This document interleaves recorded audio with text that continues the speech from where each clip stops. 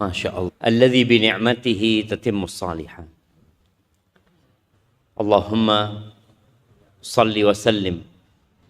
Ya Allah, semoga salawat dan salam, berkah dan nikmat senantiasa Engkau curahkan. Amma ba'd.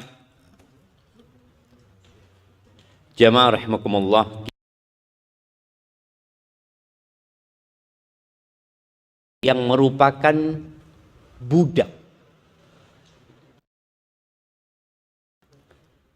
Kenapa dikatakan budak? Budak itu biasanya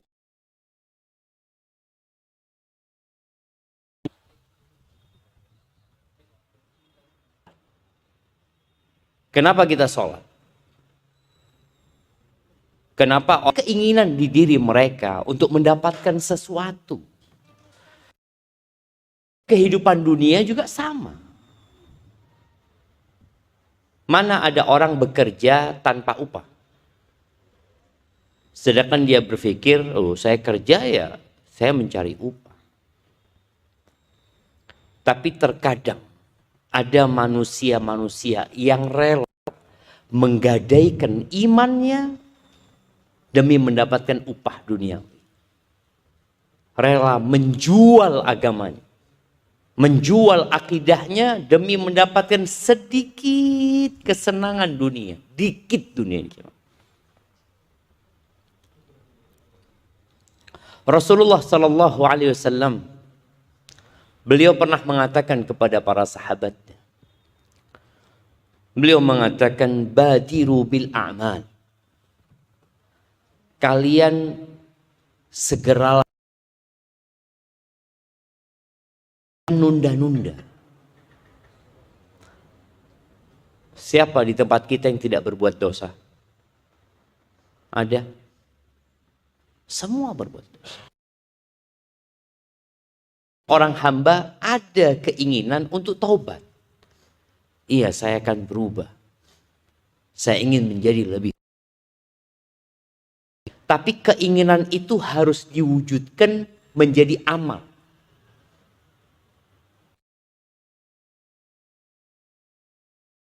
Beramal kalian. Jangan mengatakan insya Allah, lusa. Sebagian kita itu, atau sebagian, wah kesel kerjo ini itu. Kata Nabi SAW, fitanan kaqita'il lailil mudhlim. Sebelum ujian-ujian seperti potongan malam yang gelap gulita.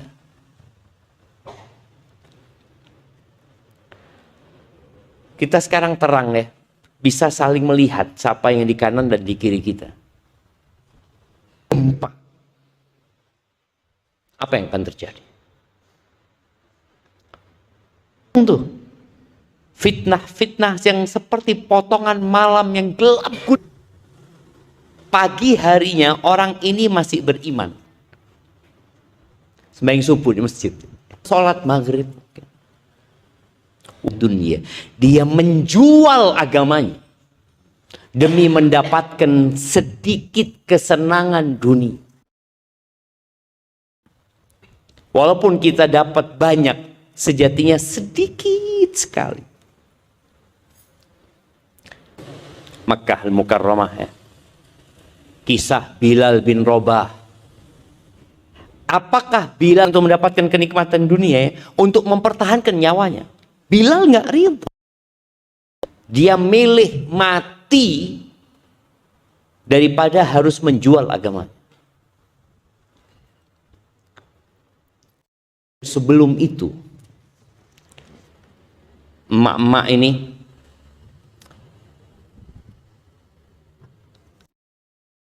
sempurna. Muncullah para nabi, para rasul ya. Tapi kecuali 4. Nah, siapa yang mau menyebutkan? Mama. Ada hadiahnya. Piro hadiahnya Mas Eko? 1.000. Yo 100.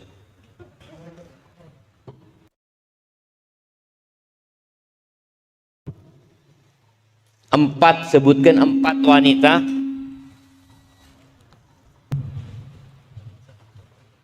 Bismillahirrahmanirrahim.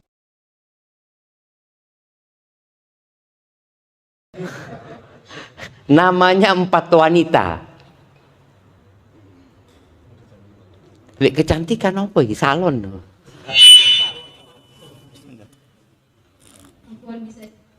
Pertanyaannya, laki-laki yang sempurna itu banyak. Maka ya para rasul itu dari kalangan laki-laki. Tidak sempurna dari wanita itu kecuali 4. Sebutkan 4 nama wanita yang sempurna. Namanya.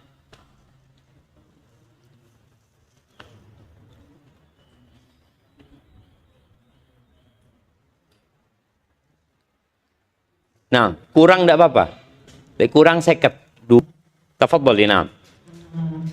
Asia, Fatimah, Khadijah, sama Maryam. Ahsanti, Masya Allah. Nah, bapak-bapak bisa ngulangin? Oh, ya. Iya. Hadiahnya ngambil di kantor? Enggak. Diantar hadiahnya insya Allah. Yang pertama itu adalah Maryam binti Imran. Yang kedua Asiyah binti Muzahim. Yang disebutkan tadi Asiyah dulu ya. Asiyah binti Muzahim. Istrinya Fir'aun. Bayangin. Bagaimana istrinya Fir'aun yang suaminya adalah raja terkuat pada masa itu. Yang suaminya memiliki bala tentara yang tidak terkalahkan. Istana-istananya itu sungai pun mengalir dari bawahnya. Semua perhiasan dan kenyamanan pelayanan diberikan kepada Asiyah binti Muzahim. Tapi ketika dia tahu Nabi Musa menang saat tanding bersama penyihir-penyihir itu, Asiyah masuk Islam. Asiyah beriman. Diancam sama Firaun. Disiksa. Tidak kuat Firaun. Akhirnya dibawalah Asiyah di padang pasir. Di beberapa cerita Israiliyat, diikat tangannya, kakinya. Kemudian dikasih 2 pilihan. Batu besar diangkat setelah dia dipecut berulang kali ya. Kalau dia tetap beriman dengan Musa, maka batu itu akan jatuhkan ke kepalanya. Allah jadikan perempuan ini percontohan. Bahwa ternyata mempertahankan agama, mempertahankan akidah itu lebih penting dari dunia dan isinya. Bahkan dari nyawa kita sendiri. Allah mengatakan, وَضَرَبَ اللَّهُ مَثَلًا لِلَّذِينَ آمَنُوا امْرَأَةَ فِرْعَوْنَ. Di surat At-Tahrim. Dan Allah jadikan percontohan wanita-wanita yang beriman itu adalah istrinya Fir'aun. Apa yang dikatakan oleh istrinya Fir'aun? إِذْ قَالَتْ رَبِّ ابْنِ لِي عِنْدَكَ بَيْتًا فِي الْجَنَّةِ وَنَجِّنِي مِنْ فِرْعَوْنَ وَعَمَلِهِ وَنَجِّنِي مِنَ الْقَوْمِ الظَّالِمِينَ. Dia mengatakan, ya Allah bangunkan. Lagi memandang kepada istana Fir'aun. Kalaupun dia selamat dari siksaan Fir'aun, dia tidak akan pernah selamat dari kematian. Apakah ada? Kita melihat pemimpin-pemimpin dunia. Orang-orang terkaya. Apakah harta yang mereka miliki bisa membuat mereka kekal hidup di dunia? Tidak ada, jangan. Mereka akan menjadi tua.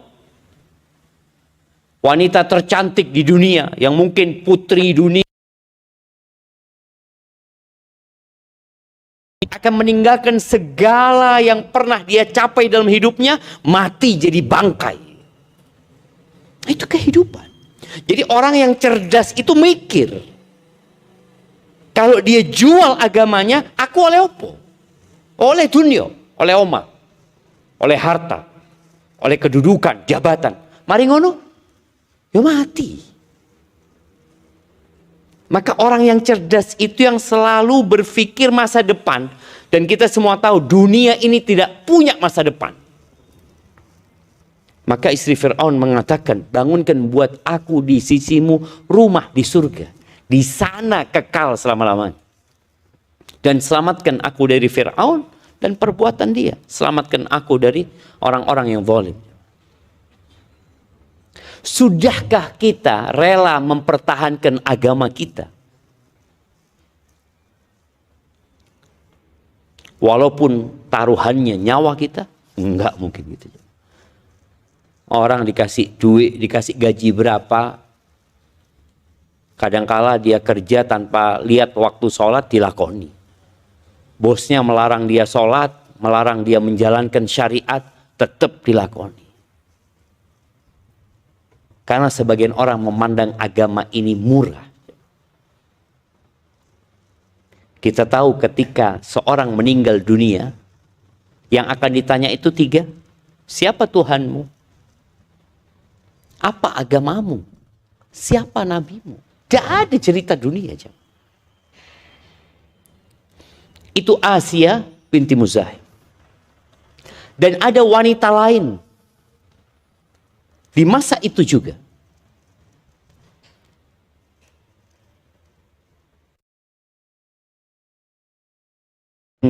Dijadikan nama buat wanita-wanita muslimah.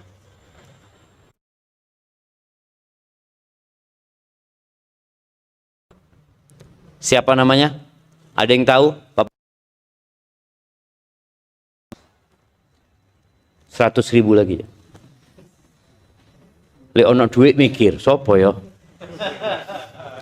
Masyitah binti Fir'aun. Ibu-ibu, kayak bapak-bapak ini lebih mengandalkan ibu-ibu. Sarno bojoku melbusur 100.000. Wis diserahno ibu-ibu, telat bapak-bapak. Nah, silahkan. Kalau tidak ada dibalik.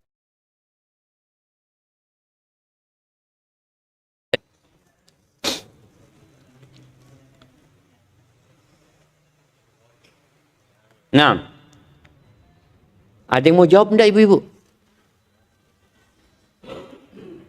Ibu-ibu saya ono? Iya. Oh, alhamdulillah. Anak pikir harus mulai kabeh. Penyisir. Nah, masyita itu artinya tukang sisir. Masyitatu binti Fir'aun artinya tukang sisir put. Masyita ini piro sih gaji nih? Apa ini? Wanginya apa ini?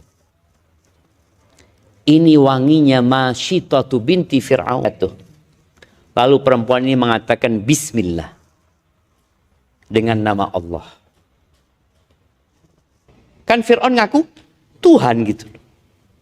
Kau ketika nyebut dengan nama Allah itu bapakku maksudmu. Dia akan kehilangan pekerjaannya. Tapi ternyata bukan hanya kehilangan pekerjaan. Anaknya dan nyawa diri.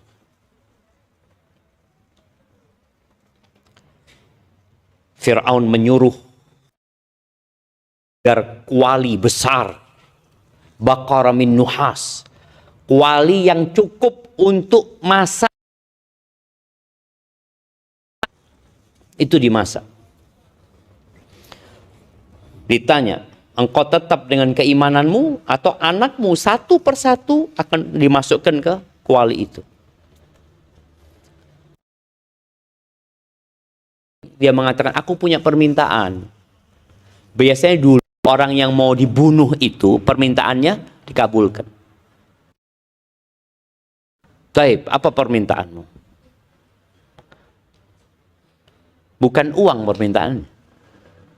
Dia cuma minta nanti kalau kami sudah mati semua, tolong tulang-tulang kami disatukan dan kau kubur kami.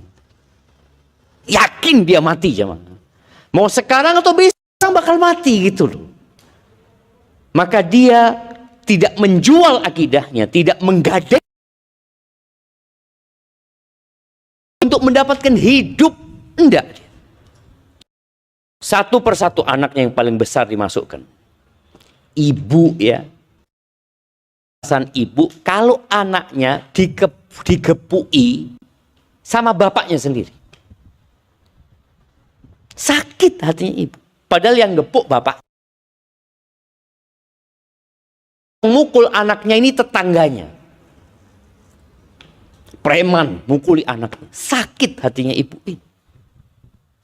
Terus bagaimana perasaan ibu kalau anaknya dimasak? Ditanya lagi. Engkau tetap mau beriman denganmu? Bayi ini jemaah. Dia harus masuk dengan bayi. Wahai bunda, engkau berada di atas kebenaran ya Umar. Api dunia lebih ringan daripada api neraka. Akhirnya perempuan ini loncat dan masuk ke kuali itu. Mati jemaah.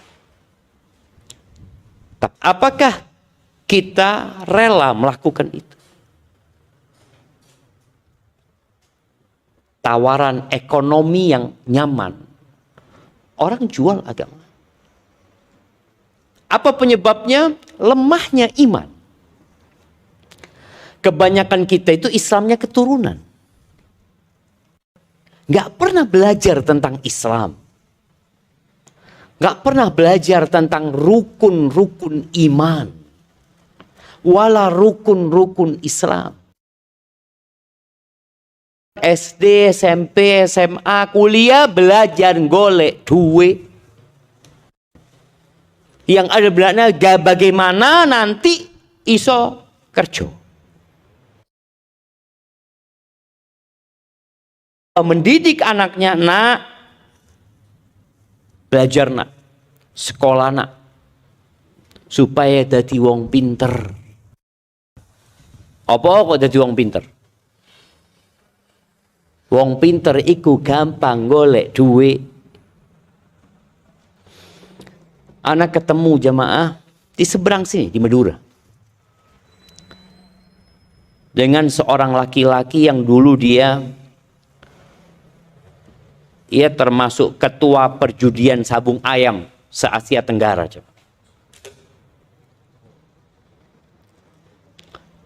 Dia cerita, Ana merasa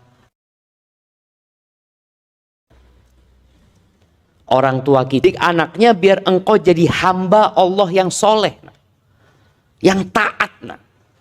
Maka terkadang kita itu tidak menanamkan keimanan kepada anak-anak kita. Yang ditanamkan itu usaha dan kerja. Kerja. Pernah di masa sahabat Nabi, itu ada, di zaman tabi'in sudah, ada seorang pemimpin yang zalim. Namanya Hajjaj bin Yusuf. Itu ulama-ulama dibunuh sama dia. Pokoknya orang-orang yang tidak sesuai dengan keinginan dan aturannya dibunuh sama Hajjaj bin Yusuf. Akhirnya orang-orang ini mengeluh, curhat mereka kepada sahabat Nabi yang bernama Anas bin Malik radhiyallahu anhu. Wassallallahu ala nabiyina wasallam. Anas ini pernah menjadi pelayan Rasulullah sallallahu alaihi wasallam selama 10 tahun. Mereka datang mengeluh. Ya opo kita dapat pemimpin kayak gini, jahat pemimpin kita ini, zalim. Apa kata Anas bin Malik? Dia mengatakan isbiru, sabaro, sabar.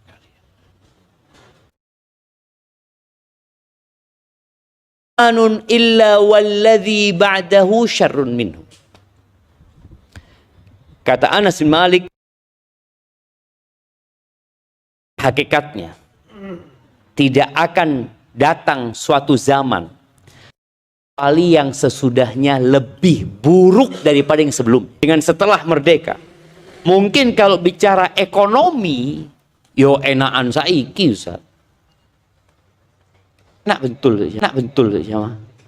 Betul. Terus ada singkong yang Kemerdekaan.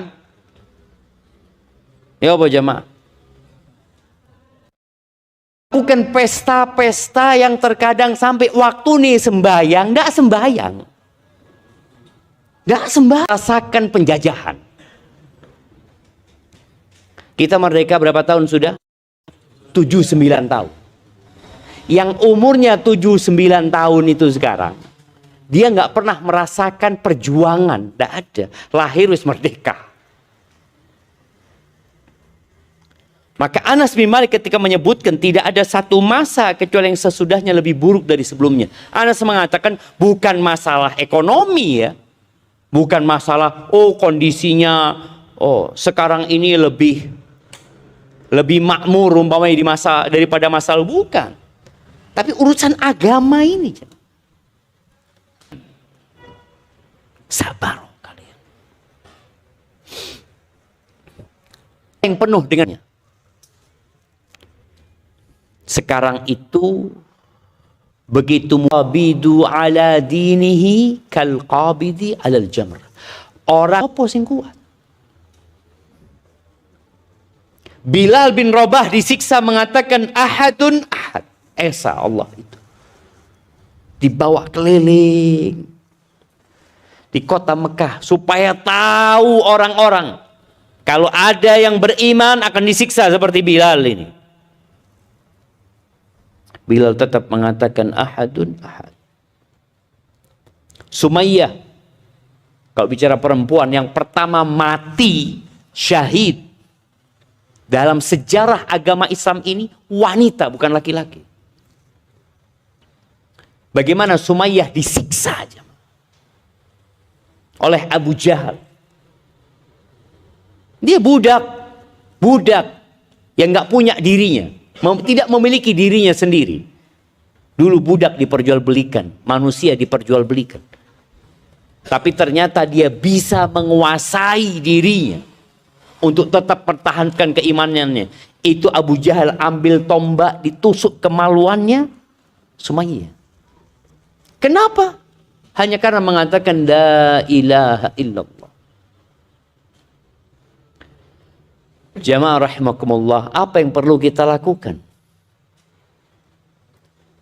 Yang perlu kita lakukan adalah berhenti sejenak. Orang lek kerja itu onok praini. Besok libur kerja. Kalau besok masuk tapi digaji 10 kali lipat, masuk enggak? Lipat Ustaz, 2 kali lipat Ustaz masuk Ustaz. Ya apa Pak Eka besok masuk? Artinya manusia itu hanya mendapatkan upah yang lebih, dia siap mempertaruhkan kenyamanannya. Nggak apa-apa, aku tak ngomong di bojoku. Dek, esok aku masuk kerja, Dek. Oh, kerja meneng, mesti apa-apa. Gaji ini 10 kali lipat. Oh, nggak apa-apa Mas, bismillah Mas. Lek iso setahun nggak mulai, nggak apa-apa Mas. Oh, kerja dok bojone. Artinya yang dia pikirkan itu hanyalah dunia. Maka tadi kita harapannya berhenti sejenak. Memikirkan dunia iki. Berapa sih nilainya dunia iki piro? Kalau aku harus beli dunia ini, berapa biaya yang aku harus keluarkan? Dunia ini tidak lebih dari satu sayap nyamuk. Dulu ada istilah orang-orang di pedalaman itu ya. Itu menjual imannya hanya dengan sebungkus Indomie. Seperti apa sih nilai dunia ini? Nggak ono harganya dunia. 2 rakaat sebelum subuh. 2 rakaat supaya kita tahu dengan hakikat dunia ini. Dan ketika ada orang nanti seperti itu, mungkin aku mikir aja berapa tawarannya orang-orang itu. Maka tadi ketika seorang membaca Al-Quran, dia akan berjumpa dengan ayat-ayat yang mengenalkan tentang hakikat dunia ini. Di surat Yasin, kita sering baca Yasin. Coba, bapak-bapak, ibu-ibu, keluarkan handphonenya. Kita akan baca beberapa ayat dari surat Yasin.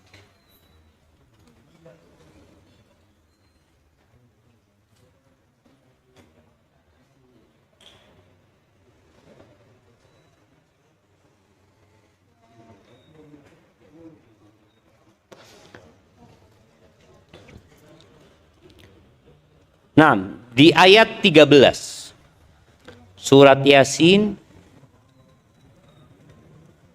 ayat 13. Udah ketemu? Taib. Allah mengatakan wadrib lahum mathalan ashabal qaryah idh ja'ahal mursalun. Yang artinya, dan buatlah suatu perumpamaan bagi mereka, yaitu penduduk suatu negeri, yang katanya negeri ini namanya Antakya, di Syam sana, perbatasan dengan Turki. Ketika utusan-utusan datang kepada mereka, idh arsalna ilaihim itsnain fakadzabuhuma. Dikirim utusan Allah ke mereka. Ada yang berpendapat yang dikirim itu adalah nabi-nabi atau utusannya nabi untuk berdakwah ke sana. Dikirim 2 orang, tapi penduduk negeri itu mendustakannya. Fa'azzazna bi thalith. Kata Allah, kami kirim yang ketiga, dikuatkan dengan 3 orang. Dan kami adalah orang-orang yang diutus kepadamu. Kita kadang-kadang nggak ngerungok, no. Ngomong apa sih Ustaz?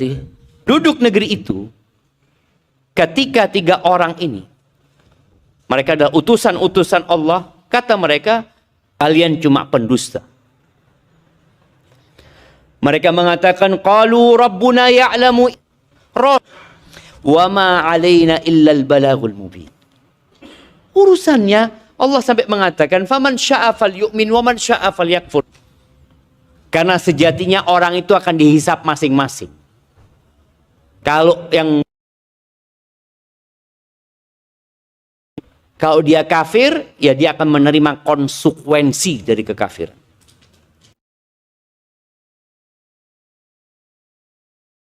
Tugas kami cuma menyampaikan dengan penyampaian yang jelas. Bas, itu tugas kami. Tayyarna bikum la in lam tantahu lana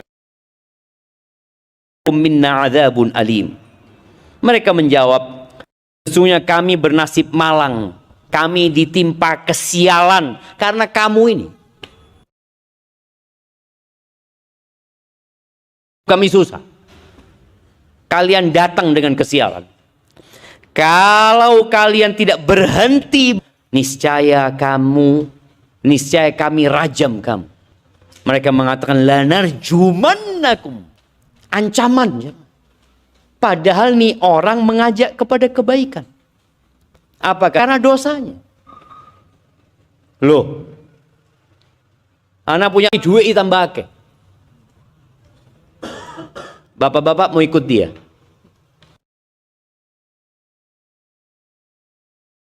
Enggak.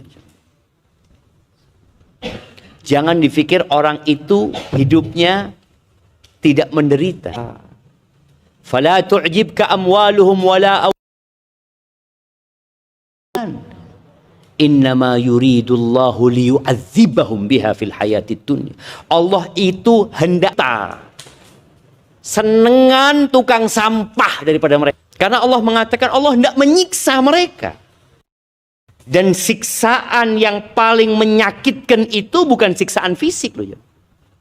Siksaan batin. Pikir mana? Loh. Bosku iki apa? Oleh karena itu, para rasul mengatakan qalu ta'irukum ma'akum. Kalian budak itu ikut aturan. Tapi ada orang yang merasa bukan budak. Padahal semuanya adalah budak.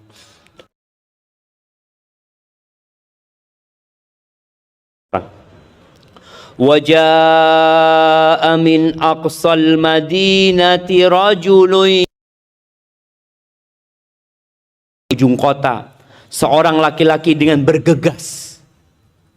Dia melihat terjadi dialog. Tabi'u man la yas'alukum ajran wa hum muhtadun. Ikutilah orang yang tidak meminta imbalan kepada kalian, nggak golek duit dari kalian. Enggak mereka itu. Dan mereka adalah orang-orang yang mendapatkan petunjuk. Orang yang keempat ini, warga setempat mengatakan kepada orang ini, "Oh, engkau pengikutnya mereka. Engkau sudah beriman dengan mereka." Kata orang ini, "Wa maliyala a'bu turja'un." Iya. Dan tidak ada alasan bagiku untuk tidak menyembah Allah yang telah menciptakanku dan beriman. Aku mengatakan la ilaha illallah. Dia terus terang mengatakan kepada warga setempat, wala yungkizun. Mengapa aku akan menyembah Tuhan-Tuhan selainnya? La fi dhalalim mubin. Sesungguhnya jika mereka akhirnya beriman tak pateni, kita akan bunuh kalian. Apa kata orang ini? Inni amantu. Masuklah ke surga. Kata orang ini, sampai mati pun dia mengatakan qala ya laita. Dia mati masih menginginkan kebaikan buat kaumnya. Andai kata mereka tahu Allah ngampuni. Maka ahibati fillah, baca Quran sama artinya. Yang ketiga, segera beramal, jangan ditunda-tunda. Jangan mari kajian, yo.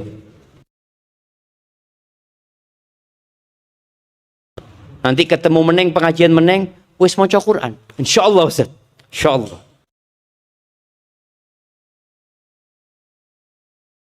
Segera amalkan. Jangan sampai iman kita gadaikan hanya untuk urusan yang remeh, yaitu urusan dunia ini. Hadza wallahu a'lam bissawab. Itu yang dapat Anda sampaikan pada kesempatan kali ini. Ini yang ingin bertanya secara langsung, monggo. Kalau enggak, Ana akan bacakan pertanyaan yang sudah masuk. Silakan kalau ada pertanyaan.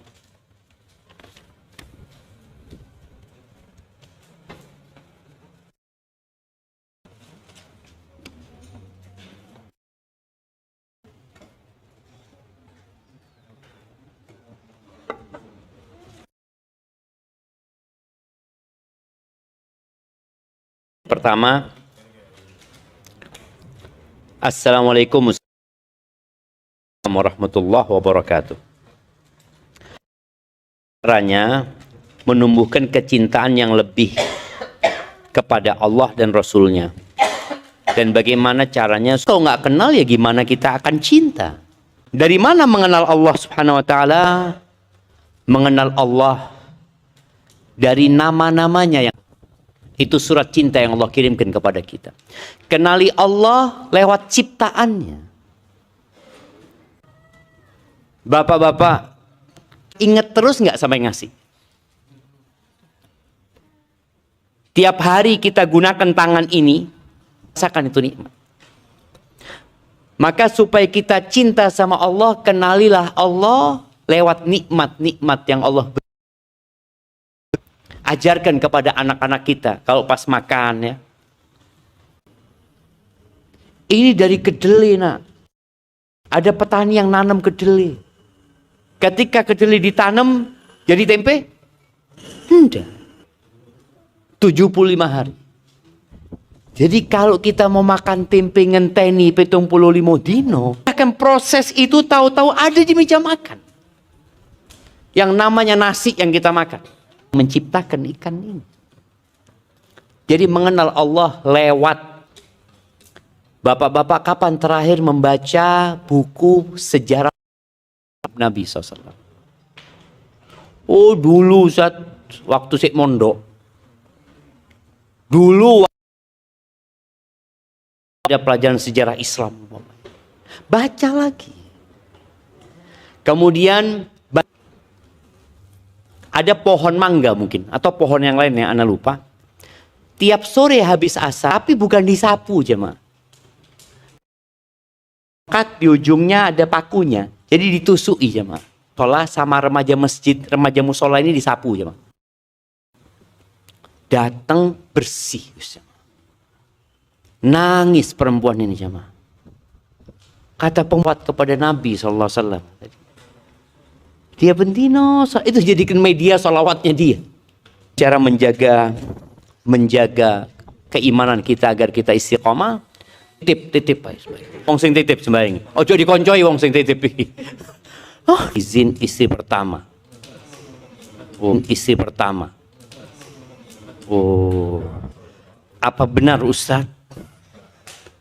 Mengatakan setelah akad nikah, pernikahannya sah secara nikah dari negara dianggap tidak sah. Di dalam urusan agama artinya tidak diharuskan izin. Yang pertama itu termasuk hal yang mustahil dikasih. Hampir mustahil, nggak mustahil lah. Nggak mustahil ya. Ada ijab qabul dan ada mahar sah. Itu secara agama. Jangan bicara poligami. Itu dikawin nomeneng. Karena ndak punya surat nikah. Karena nikahnya secara iki wis mbah-mbah umur 70 swidak kawin meneng padahal duwe putu wis. Kenapa dinikahkan? Untuk terus terang ya maaf. Bicara poligami itu lebih mendukung perselingkuhan daripada ruwet sama siapa?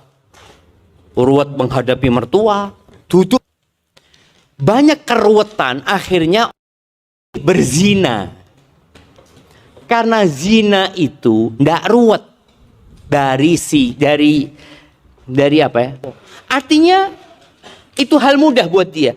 Tapi dengan uang 50 juta, istri anak pernah ngomong sama orang kampung. Orang kampung ini banyak ndak mikir bojone kawin meneng. Orang-orang yang kurang imannya itu, orang laki itu butuh itu, ya dia tutup mata. Tapi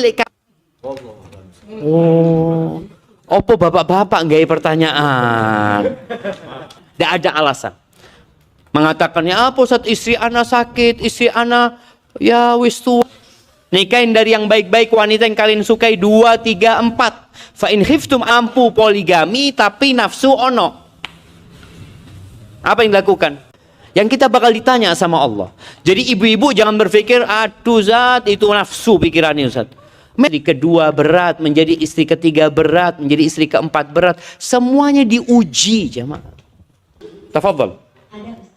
Tafadhal.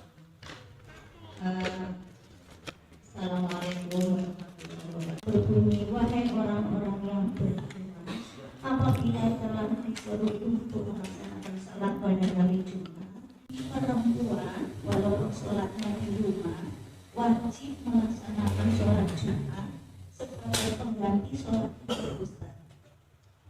Kemudian, Masya Allah. Itu pertanyaan dari saya. Mudah-mudahan ada jawaban yang bisa menambah saya yang akan ibadah saya sesuai dengan tuntunan dan sunnah. Masya Allah.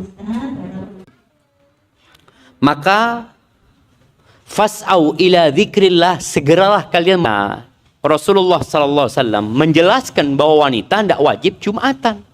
Perempuan in salatiha fi masjidi qaumiha. Salatnya perempuan munfiru fi sabilillahi thaqaltum ilal ard.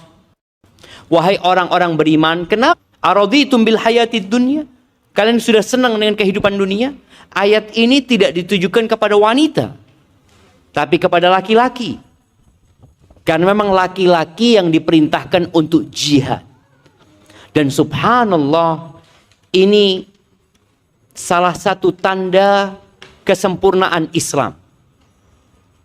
Antum bisa bayangin ya, kalau perempuan itu wajib berjamaah ke masjid dan wajib Jumatan. Kira-kira ya apa masjid? Ini bawa bayi, iki nggawa anak limo, iki nggawa anak pitu, iki masjid iki. Ndak ngurung ono khutbah Jumat. Makanya perempuan dikasih keringanan, dia nggak wajib. Tapi kalau dia mau Jumatan, ndak apa-apa.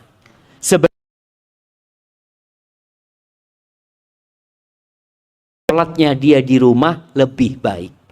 Karena ada di masa Nabi SAW, sahabat tidak nak masjid.